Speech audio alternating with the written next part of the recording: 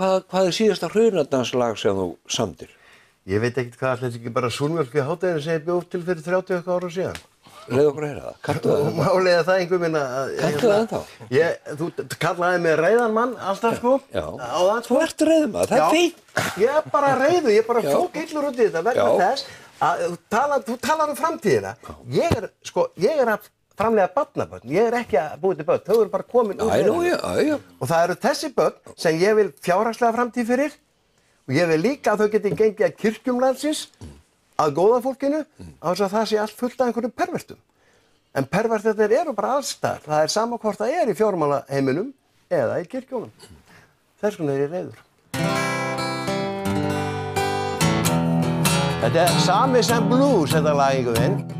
En þeim ekki halda að við séum ekki vinir við einhver, við erum mjög góði vinir.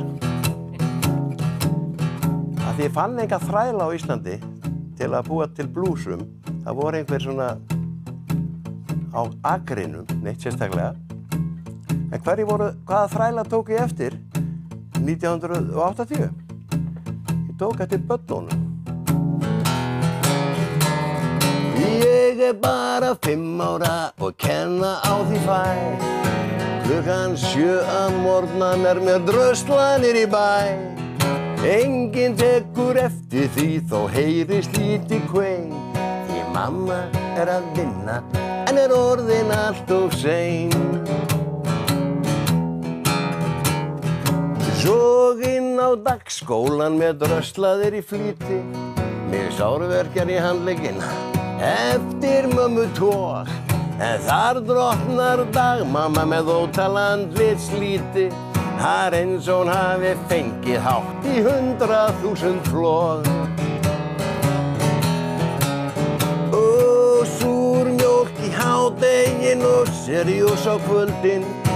Mér er sagt að þegja meðan fréttatíminn er. Já, það er misjafnt hvernig menn notfæra sér völdin.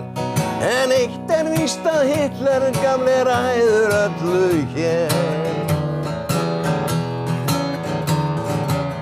Svo kemur. Bráðum verð ég 6 ára, en það er 1. maí. Daginn allan þann ég dröslast aleinn í bæ. Enginn tekur eftir því þó ég dóli þarna einn. Því kallinn er með launakröfun orðin allt of seinn. Súrmjólk í hádegin og seriós á kvöldin. Mér er sagt að þegja meðan fréttatíminn er. Súrmjólk í hádegin og seriós á kvöldin. Og mamma er svo stressuð en þó mest á sjálfri sér.